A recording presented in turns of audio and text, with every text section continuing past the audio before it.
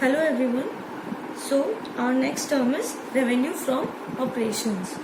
अब revenue from operations from the term what we understand, हमें क्या समझ आता है? revenue का मतलब क्या हो गया? gross inflow, right? कहाँ से? operations का मतलब हो गया हमारी जो बिजनेस की एक्टिविटीज है, यानी bye operating activities, right?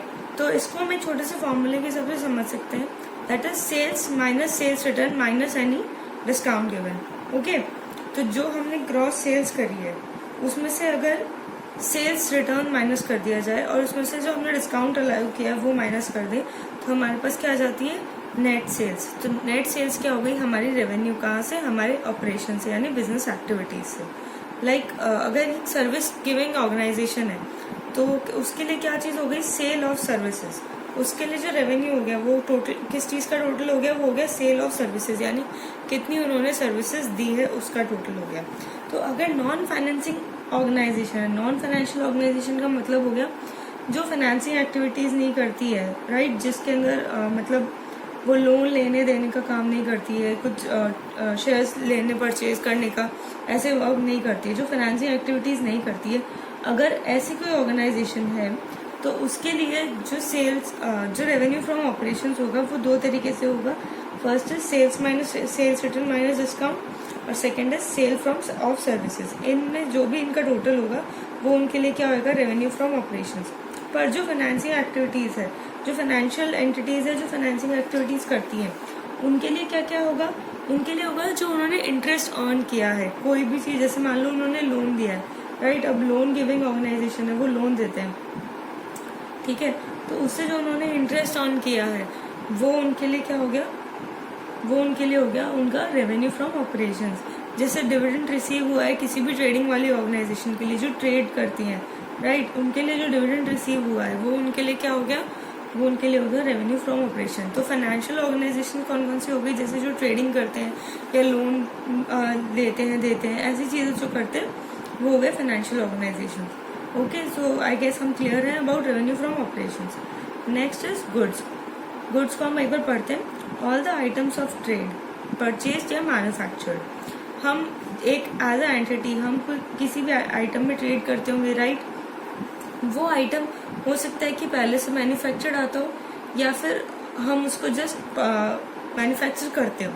Like for example ये है एक पेंसिल, राइट?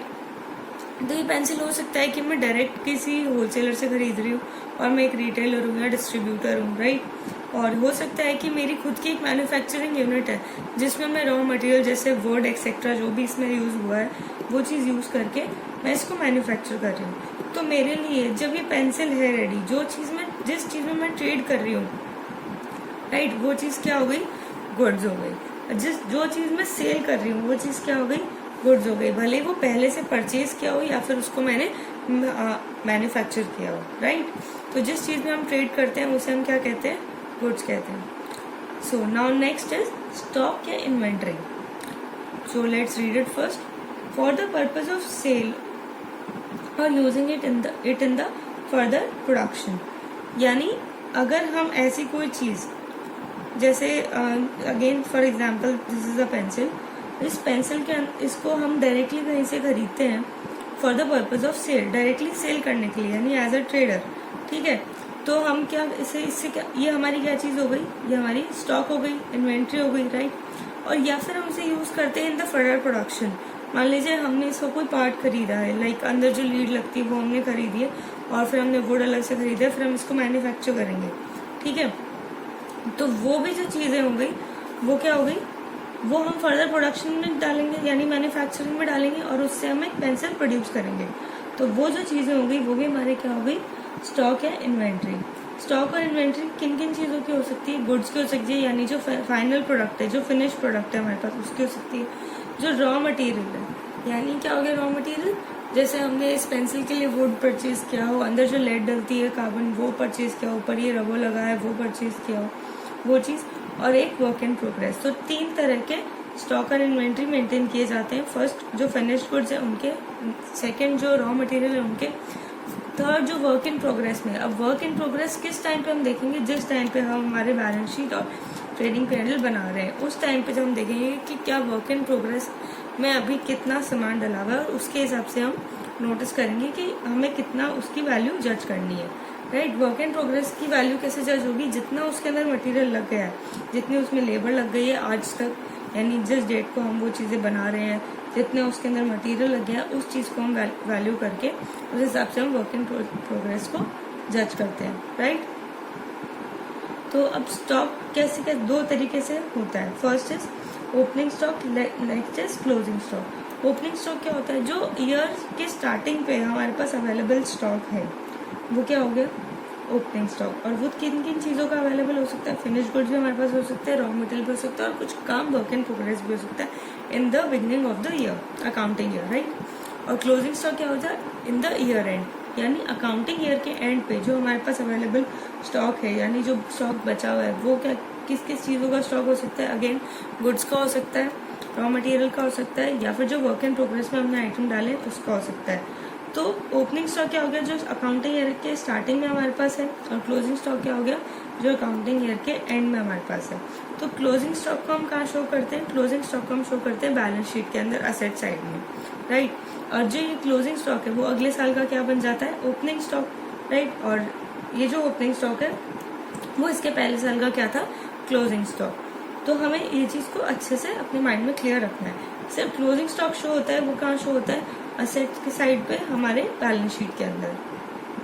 और जो गुड्स है उसको हम किस चीज़ पे वैल्यू करते हैं, कॉस्ट या एनआरपी, यानी नेट रीसेल प्राइस पे, है ना, विच एवर इज लोअर। या तो हमारी जो कॉस्ट लगी है या फिर जो उनकी अभी आज मार्केट में उसकी क्या वैल्यू है, इन दोनों में से जो कम होगा उस पर हम इसको बैलेंस शीट में शो करते हैं। क्योंकि क्लोजिंग स्टॉक जब हम कह रहे हैं बैलेंस शीट में शो करते हैं तो उसकी कुछ वैल्यू भी तो लिखेंगे, तो उसकी वैल्यू हम कैसे जज करेंगे, उसकी वैल्यू हम देखेंगे, या तो पहले उसकी कॉस्ट देखेंगे हम उसकी, फिर देखेंगे कि उसकी नेट रीसेल प्राइस क्या है आज की डेट में, यानी मार्केट में उसकी वैल्यू क्या है आज की डेट में।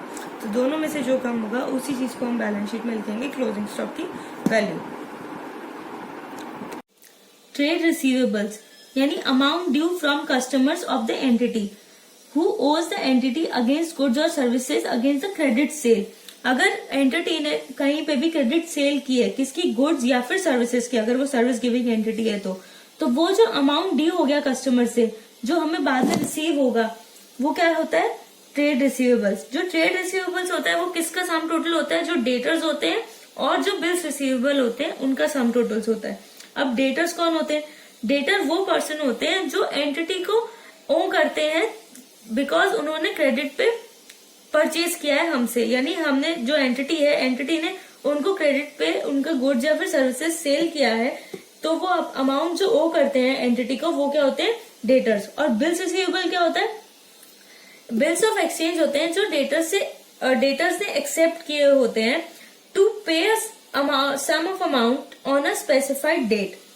तो जो मेकर होता है, यानी जो जैसे जो एंटिटी है वो एक नोट बनाएगा और उस पे डेटर उस पे लिखेगा, डेटर को एक ऑर्डर होता है वो कि एक पर्टिकुलर डेट पे आप हमें इतना अमाउंट पे करोगे, तो उसे हम क्या कहते हैं, बिल्स ऑफ एक्सचेंज। ये एक बहुत इंपॉर्टेंट टॉपिक है जिसको हम डिटेल में स्टडी करेंगे जब उस चैप्टर को डिस्कस करेंगे। Now next is trade payables, amount due to a seller. Simple सी बात है, अगर हमने किसी से परचेज किया है, कोई हमारा वेंडर है जिससे हमने हमारे गुड्स परचेज किए हैं on credit, simply on credit, तो उसे हम क्या कहते हैं, ट्रेड पेएबल्स, यानी हमारे ट्रेड की वजह से हमें जिनको पे करना है, राइट। जो हमारे बिजनेस एक्टिविटीज है, बिजनेस एक्टिविटीज में क्या हो गया, जो हमने गुड्स या रॉ मटेरियल परचेज किए हैं उसके लिए हमें अगर जो हमने उसको क्रेडिट में परचेज किया है उसके लिए हमें जो पेमेंट करना होता है वो क्या होता है, ट्रेड पेएबल्स। और ट्रेड पेएबल्स किसका टोटल होता है, क्रेडिटर्स एंड बिल्स पेएबल का। क्रेडिटर कौन होता है, पर्सन या entity to whom an entity owes against credit purchase of goods और सर्विसेज टेकन, यानी हमने उनकी सर्विसेज ली है या फिर गुड्स परचेज किए हैं क्रेडिट पे, हमने उसका अभी अमाउंट नहीं पे किया है, हम उसको लेटर किसी डेट पे पे करेंगे, तो वो क्या होता है, वो होता है क्रेडिटर। और बिल्स पेएबल क्या होता है, जब हमारी कंपनी एक्सेप्ट करती है bills of exchange by the creditor, जो क्रेडिटर है उसने हमारे पे बिल्स ऑफ एक्सचेंज दिया है ताकि आपको ये पेमेंट पे करना है।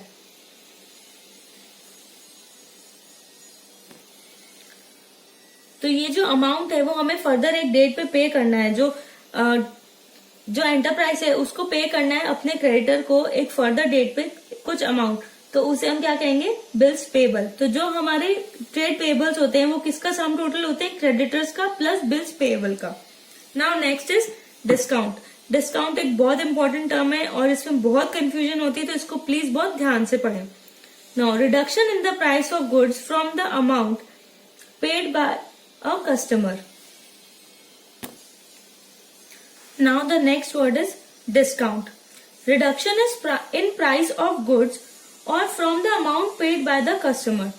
यानी अगर हमने सेल किया है, मान लीजिए हमने जो पेंसिल थी वो हमें सेल करनी है 10 रुपीज में, ये जो पेंसिल है हमें सेल करनी है 10 रुपीज में, पर हम जो हमारी एमआरपी वो 10 रुपीज, और पर हमने उसे सेल किया है 9 रुपीज में, यानी हमने 1 रुपीज का इस पर डिस्काउंट दिया है, तो वो क्या हो गया हमारा डिस्काउंट। अब जो डिस्काउंट है वो दो चीजों में हम डिवाइड कर सकते हैं, दो तरह का डिस्काउंट हो सकता है।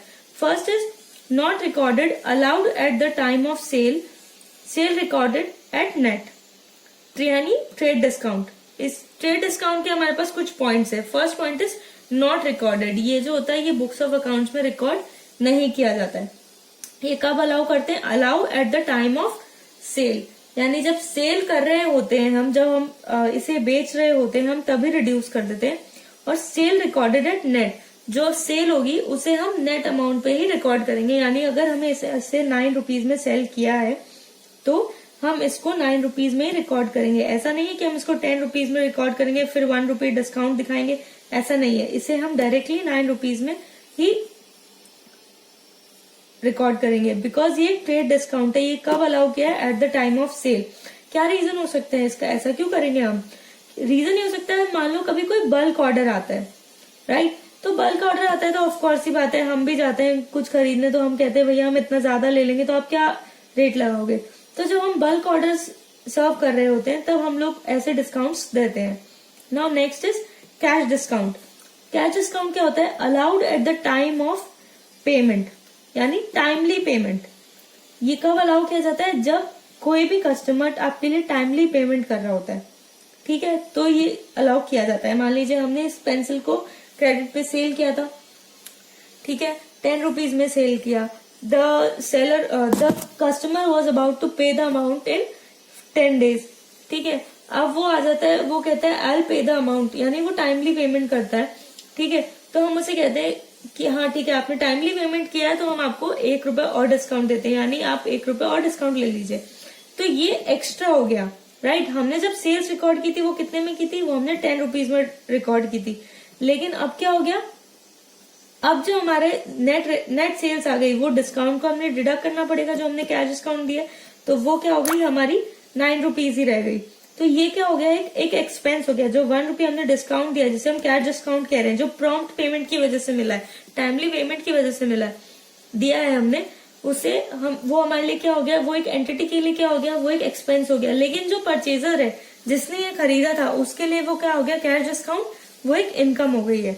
लेकिन ट्रेड डिस्काउंट किसी की भी बुक्स में रिकॉर्ड नहीं होता, ये एक अनरिकॉर्डेड अमाउंट है, और जो कैश डिस्काउंट है वो रिकॉर्ड होता है। ये कब होता है, at the time of sale, और ये कब होता है, at the time of payment.